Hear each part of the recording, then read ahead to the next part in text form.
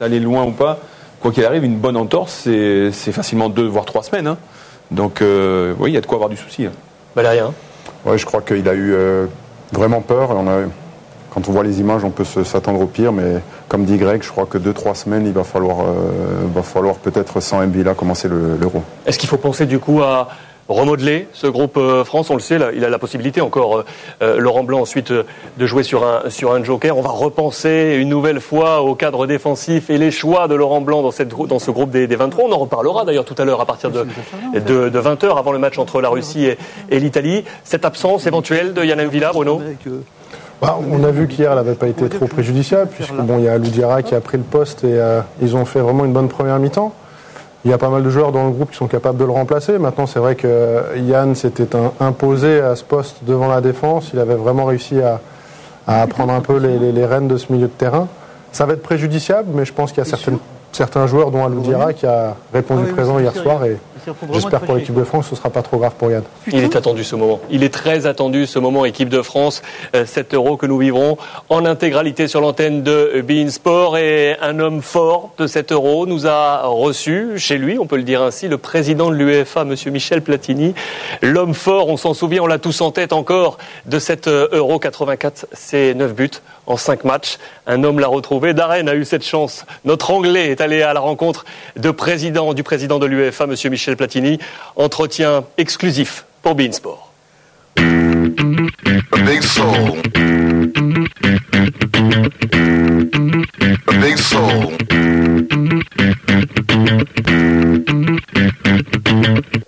Mon cher Michel Platini, nous allons commencer donc par une grosse tranche de nostalgie. L'Euro 84 et surtout l'Euro de Michel Platini, touché par la grâce, en tout cas la planète foot est touchée par votre classe. Comment vous vous souvenez de tout ça? Si je n'avais pas été fatigué ce jour-là, ces 15 jours-là, j'aurais marqué plus de buts. C'est un football, à l'époque, il fallait bien jouer au football. Aujourd'hui, le football a changé. Donc dès qu'on voit une équipe comme Barcelone, on dit tiens, c'est des extraterrestres. Mais Barcelone joue aujourd'hui, comme pas mal d'équipes jouaient à l'époque il y a 20 ans ou il y a 30 ans. Hein. Donc ça vous fait plaisir? Non, je crois que moi j'ai tiré un grand coup de chapeau à Michel Hidalgo qui a pensé qu'on gagnerait comme ça. Parce qu'à l'époque, il y avait des débats, Platini, Giresse, qui c'est qu'on doit mettre? Michel, il les a mis ensemble. Voilà. Est-ce qu'on doit mettre Messi avec Iniesta, Xavi? Guardiola les a mis ensemble. Alors, à cette époque-là, en 84, si quelqu'un avait dit à Michel Platini, après la finale, un jour, Michel, vous serez président de l'UEFA. Alors, je vais prendre la place à Jacques Georges. C'est Jacques Georges qui était le président de l'UEFA, qui est un Français qui est des Vosges, que je connaissais très très bien. Tu veux que je prenne la place de ce monsieur-là? Non, jamais de la vie. Et qu'est-ce qui vous plaît dans cette vie d'aujourd'hui? Bon, si j'avais 20 ans, je préférais être sur le terrain. Si j'avais 30 ans ou 40 ans, je préférais être entraîneur. Mais à 55 ans, ce qui me fait plaisir, c'est de penser football, de réfléchir football, de discuter football, et de pouvoir avoir la possibilité de changer les choses que tu n'aimes pas dans le football. Ça, c'est une bonne chose. J'aurais bien aimé le faire sur ta tête. Donc l'Euro, on est à quelques jours, vous êtes dans le jus un petit peu comme nous à beIN Sport parce qu'on va se lancer plus ou moins en même temps. Vous êtes dans quel état d'esprit? Ça a été un challenge formidable. C'est un challenge pour nous, c'est un challenge pour le Pologne et l'Ukraine, et que l'atmosphère va être extraordinaire. Les favoris de Michel Platini pour ce tournoi? Les favoris, ceux qui, quand ils sont à 100%, sont les meilleurs. Je pense que c'est l'Espagne et l'Allemagne, s'ils sont à 100%. Après, derrière, il y a beaucoup d'équipes qui vont être difficiles à battre. Donc, on peut mettre vos amis anglais, mes amis français, mes amis italiens, mes amis hollandais. Il y en a plein, les portugais. Vous avez beaucoup d'amis.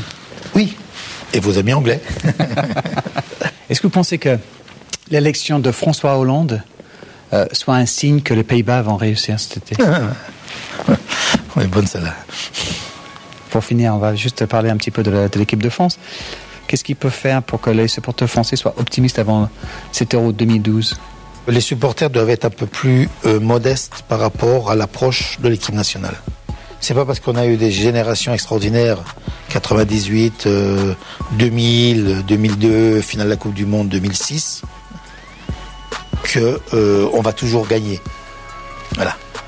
Le fait qu'un joueur comme Karim Benzema qui réussit au Real, comme vous avez réussi à la Juve, peut-être, Est-ce que ça aussi, ça peut jouer un Oui, rôle? C'est important. Benzema n'est pas le meilleur joueur du Real Madrid. Non, on est Il y a d'accord. Ronaldo qui a marqué 49 buts. Oui. Donc, je veux dire, la star du Real, c'est Ronaldo, c'est pas Benzema. Donc, aujourd'hui, on a beaucoup de très bons joueurs. Mais après, est-ce qu'ils sont suffisamment très bons pour amener l'équipe à gagner? S'ils amènent l'équipe à gagner, ils seront des forêts classées. Ils seront au-dessus. Mais bon, il faut qu'ils le montrent. L'Angleterre est le premier adversaire de l'équipe de France. Est-ce que, comme la plupart de mes amis français, vous tremblez? Je suis pas sûr qu'il y ait beaucoup d'amis français qui tremblent devant l'Angleterre. Je suis pas sûr du tout. Non, je sais pas. Ça va être un match ouvert, un match difficile. Peut-être qu'ils feront un match nul. Ça, c'est de la politique. Voilà pour ce moment exclusif avec Michel Platini, le président de l'UEFA. Je sors de cet ascenseur très simple, je vous l'ai annoncé. Je vais également vous faire visiter les locaux ici de la Factory à Boulogne-Billancourt, à quelques centaines de mètres à vol d'oiseau de ce palais de Chaillot. Nous étions au 7e étage, le grand plateau pour vous accueillir tous les soirs, notamment pour le club durant l'Euro, pour une séance de décryptage de tous les matchs de la journée à partir de 22h40 et ce jusqu'à minuit. Nous sommes descendus au niveau 0, avec un studio particulier. Je vous emmène tout doucement. C'est le studio de la matinale, l'Expresso, qui sera au programme de 6h à 9h du matin, tous les jours pour vous accompagner, offrir une lumière particulière sur l'actualité du sport. Que se passe-t-il derrière cette porte? C'est parti. Bienvenue à la maison. Super contente, je me sens déjà chez moi. En fait, je suis dans un peu l'état d'esprit du petit qui vient d'avoir un vélo à Noël et en fait, il a trop voulu un vélo. Là, c'est magnifique. Le but du jeu, c'est de divertir les gens. Les réveiller de bonne humeur, leur donner un peu un panorama complet de l'actu, pas simplement sportive. Quand ils arrivent chez nous, ils se sentent aussi chez eux, ils sont devant leur machine à café. Ils savent qu'avec nous, ils seront accompagnés tout au long de la matinée. Ils ont tout, ils ont l'information, ils ont l'image à retenir. Et puis un côté sympa, détendu, décalé. Et puis le petit truc marrant qu'on pourra rapporter à tous les collègues. Voilà, c'est ça pour nous l'Expresso. L'Expresso, c'est tous les jours de 6h à 9h. Bravo. Tous les jours. Tous les